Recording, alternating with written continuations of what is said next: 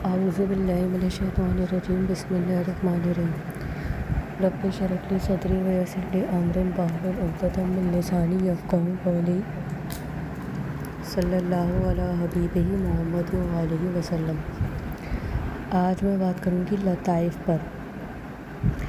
لطائف کا تو تعلق ہوتا ہے وہ عالم امر سے ہوتا ہے، یہ عالم امر کے لطائف ہوتے ہیں۔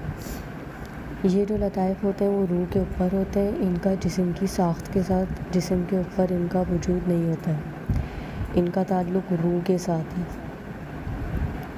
لہٰذا روح کے اوپر یہ وہ مقامات ہیں یا آپ کہہ لیں وہ پوائنٹس ہیں جن کے ساتھ عرش اولیٰ سے اللہ تعالیٰ نے تعلق بندے کے ساتھ جوڑا ہوا ہے۔ اور یہ جو لطائف کی تعلیم میں آپ کے سامنے پیش کر رہی ہوں، یہ باقاعدہ بزرگوں کی سینہ بسینہ آتی ہوئی تعلیم ہے۔ یہ کوئی آج کی ایجاد نہیں ہے، یا کوئی کہے کہ آج کسی نے رات کو بیٹھ کر لطائف گڑھ دی ہیں، لطائف کے مقامات کو بیان کیا ہے، ایسا نہیں ہے۔ یہ کئی سو سالوں کی وہ ریسرچ ہے، وہ خوبصورت ترتیب ہے جو بزرگان دین کے سینہ بسینہ چلی آ رہی ہے۔ لہٰذا یاد رکھیے، ہر علم کی بنیاد اس کی شہادت ہوتی ہے، اور آپ اگر کسی بھی چیز کو جب بھی مانیں گے یا اس کو تسلیم کریں گے تو اس کی شہادت کی بنیاد پر تسلیم کریں گے۔ کوئی اس کی گواہی دے گا کہ یہ چیز ہے، ورنہ وہ چیز تسلیم نہیں کی جائے گی۔ جیسے دیکھیں، آپ کی اپنی شناخت کیا ہے، آپ کا آئی ڈی کارڈ، چلو بالفرض وہ آئی ڈی کارڈ بھی نہیں ہے، کہیں گم ہو گیا ہے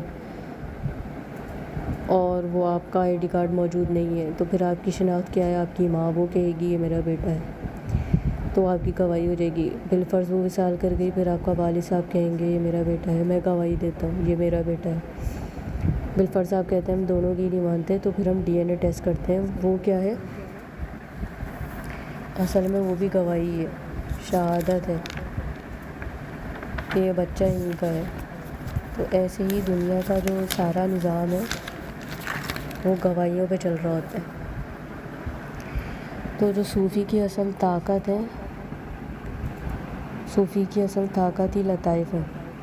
یعنی آپ یوں سمجھ لیں، اگر آپ صوفی نہ کہیں یا کسی بھی اللہ والے کو آپ دیکھیں بیٹھتے ہیں، ان کے پاس نہیں بیٹھے، آپ لطائف کے پاس بیٹھے ہیں، ان کا وجود لطائف ہی ہوتا ہے، وہ اللہ والے نہیں ہوتے، وہ لطائف ہیں۔ وہ اصل وجود صوفی کا لطائف کے نور سے مزین ہوتا ہے، تو وہ اگر نہیں ہے تو پھر کچھ نہیں ہے۔ تو یہ لطائف جو ہے وہ 5 ہوتے ہیں۔ لطیفہ پہلا ہوتا ہے لطیفہ قلب، دوسرا ہوتا ہے لطیفہ روح، تیسرا ہوتا ہے لطیفہ سر، چوتھا ہوتا ہے لطیفہ خفی، اور 5واں ہوتا ہے لطیفہ اخفیٰ۔